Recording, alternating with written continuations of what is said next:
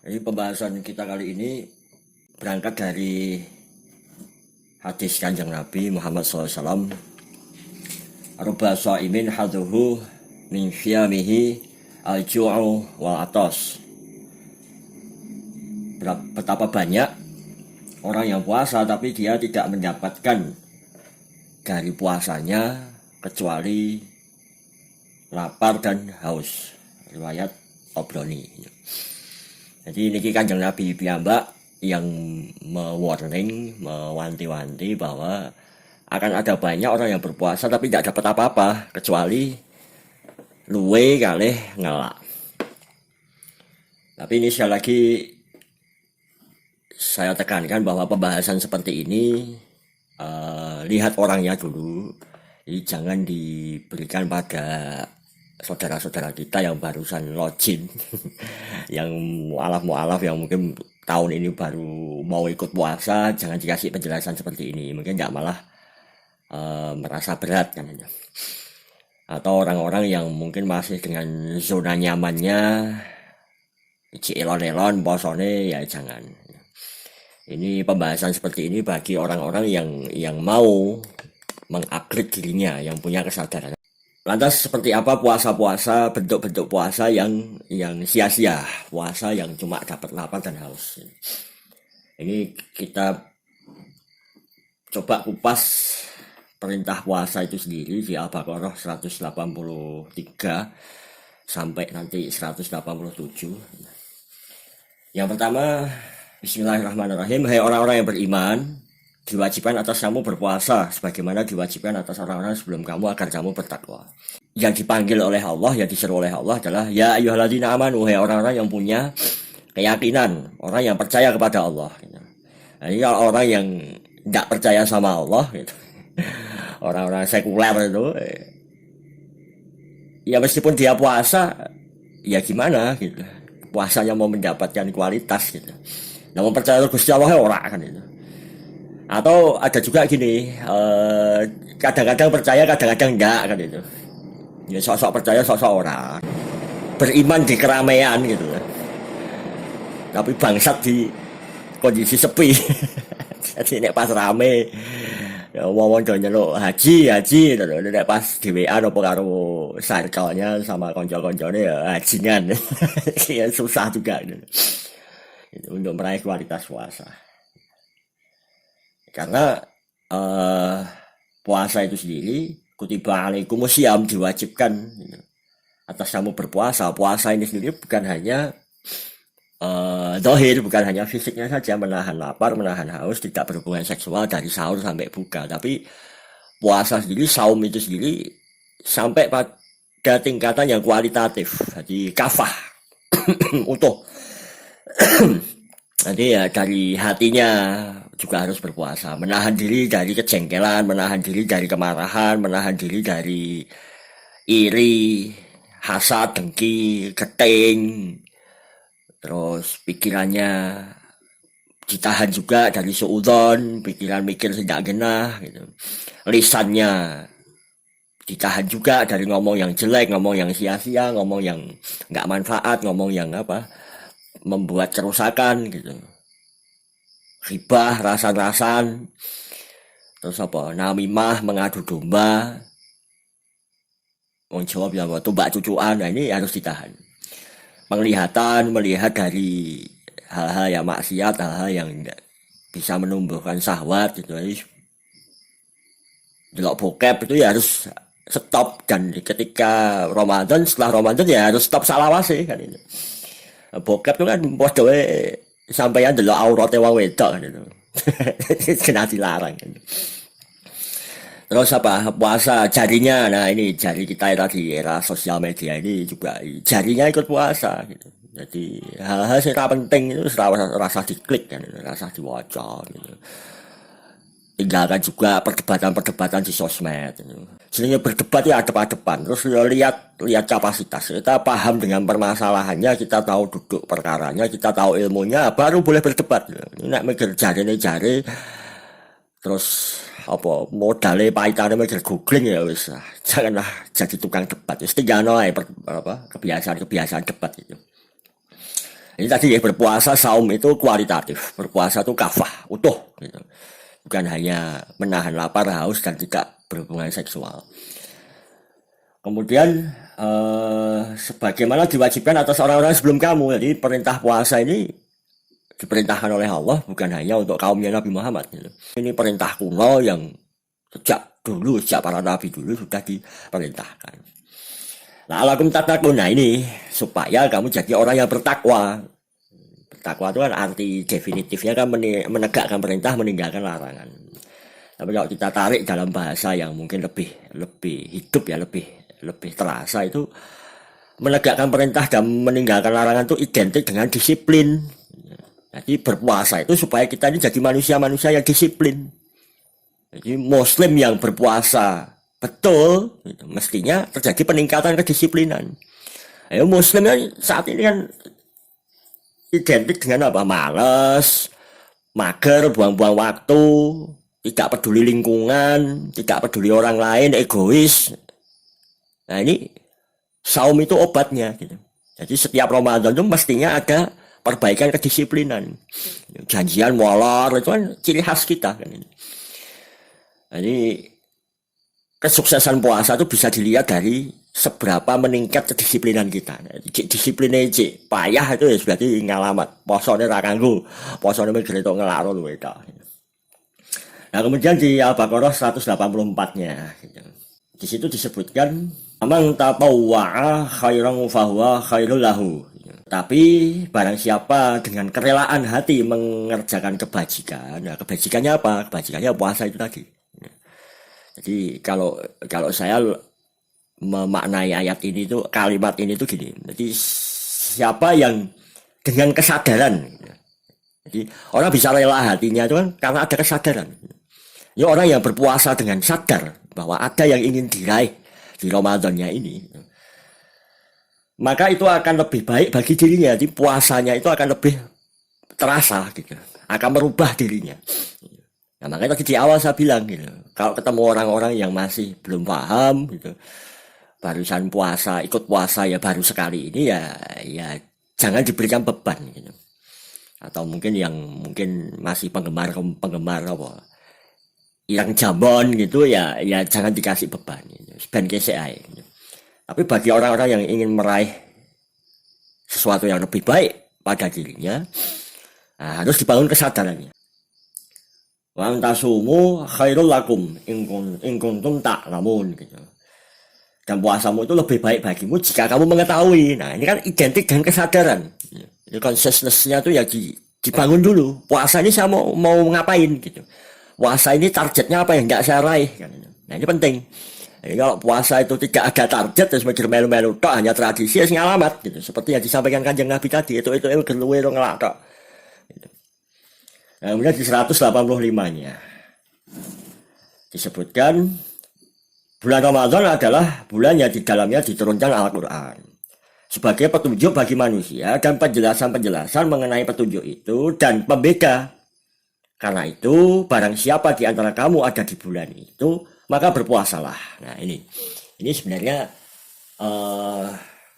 penjelasan paling mantap dari Ramadan itu di ayat ini. Jadi orang-orang yang mempersiapkan Ramadannya sadar betul Ramadan ini sebagai suatu fasilitas ajaib dari Allah untuk mengupgrade dirinya, maka dia nanti akan mendapatkan kriteria suksesnya Ramadan itu akan mendapatkan petunjuk, akan mendapatkan hudal linnas, hidayah, ada pencerahan gitu. Jadi Ramadannya itu akan mendownload pencerahan untuk dirinya. Wabayinat. Jadi bukan hanya enlightenment saja, tapi ada bayan, ada penjelasan-penjelasan detailnya atas pencerahan itu. Wal furqan, dan bisa membedakan mana yang hak dan mana yang batil. Nah, ini kriteria sukses puasa atau enggak. Jadi wong puasa kok cek uripe ngono-ngono tok, bingung. Tidak bisa menentukan target-target dalam hidupnya, grabyang uripe ra iso bedake halal haram, ra iso bedake hak batil, ya itu salamat. Puasa hanya puasa kebiasaan. Puasa sing mergo pakewoh. Padahal puasa itu adalah haknya Allah, puasa itu adalah urusannya langsung sama Allah. Nah, maka orang yang sukses puasanya itu setelah selesai puasa, setelah selesai Ramadan, dia akan mendapatkan pencerahan tentang apapun terserah Allah gitu. Entah itu pencerahan tentang dirinya, tentang Islam atau tentang keadaan apapun gitu. Yang sebelumnya dia belum paham, dia belum tahu tentang hal itu. Jadi masing itu pencerahan. Kemudian dapat bayan, dapat penjelasan-penjelasan detail tentang enlightenment yang didapat. Yang dari situ dia bisa membedakan, ada furqan. Ini benar, ini salah. Ini hak, ini batil. Ini yang harus prioritaskan, ini yang harus ditinggalkan.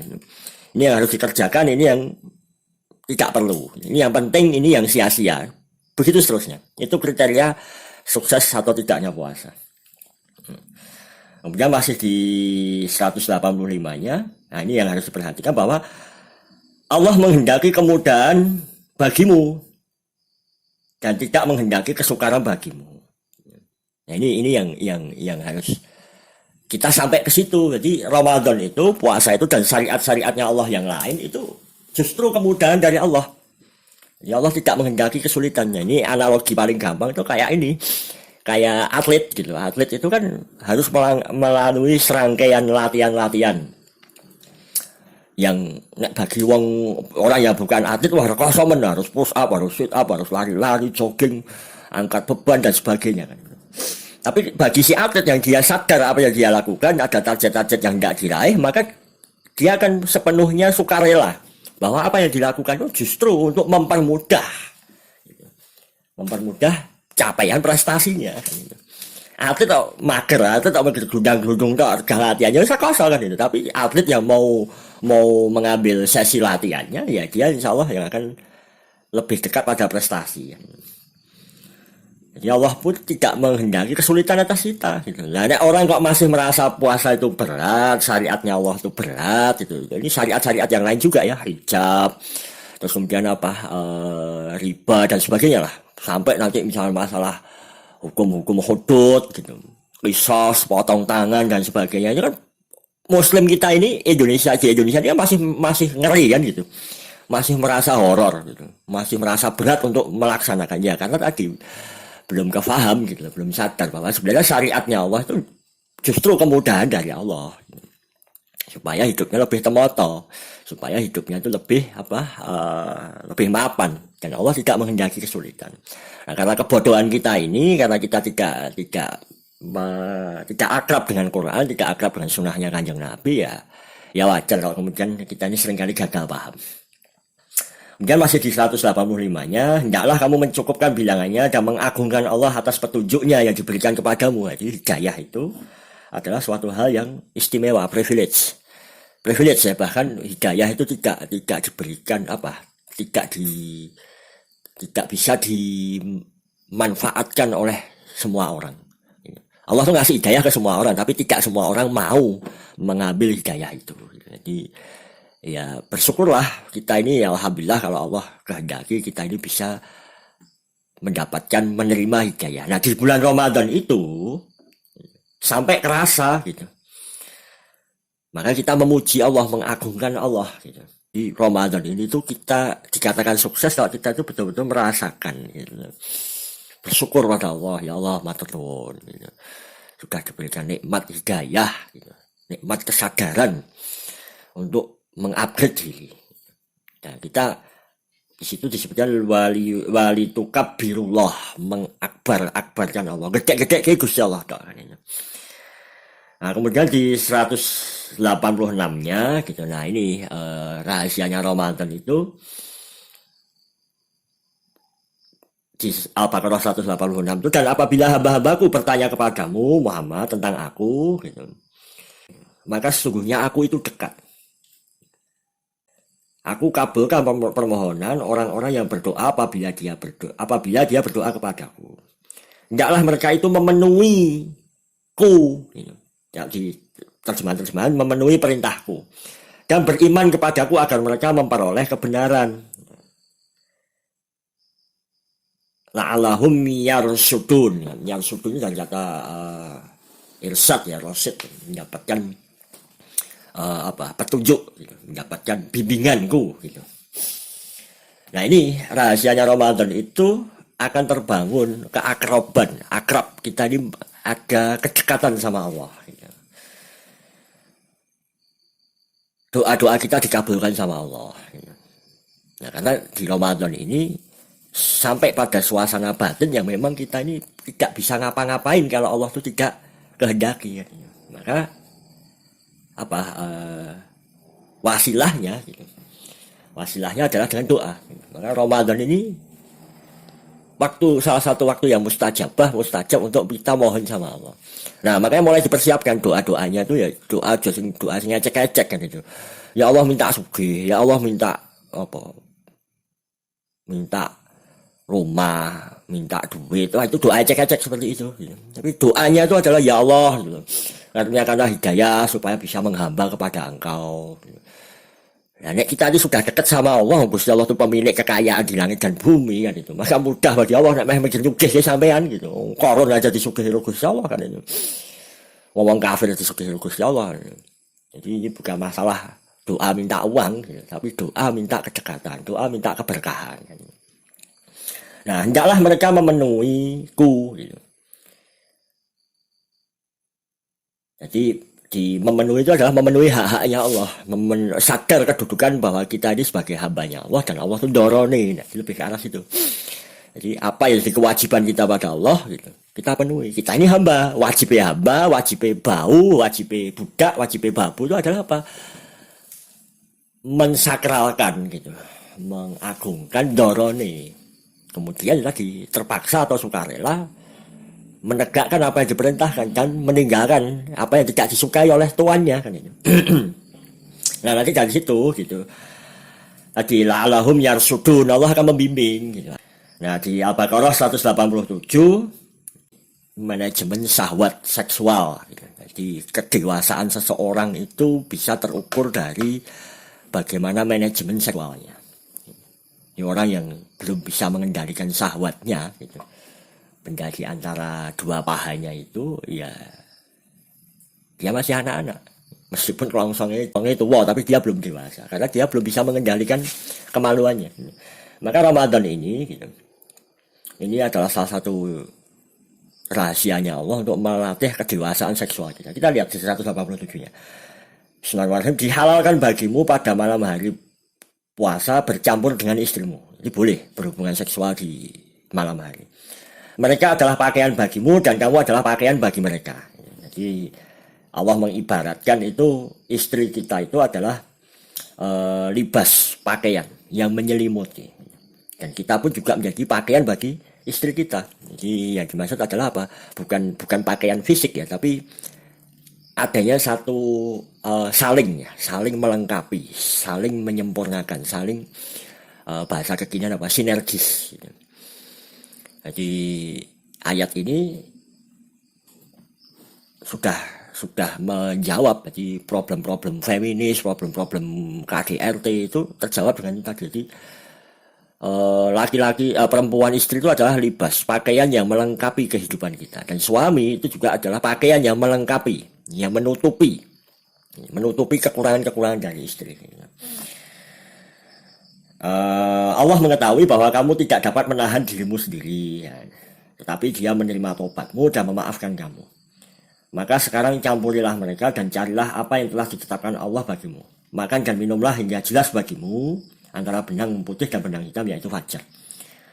Kemudian sempurnakanlah puasa sampai datangnya malam. Tetapi jangan kamu campuri mereka ketika kamu beriktikaf di masjid. Itulah ketentuan Allah, maka janganlah kamu mendekatinya. Demikianlah Allah menerangkan ayat-ayatnya kepada manusia agar mereka bertakwa. Di 187 itu salah satu rahasia Ramadan itu adalah dilatih oleh Allah gitu, untuk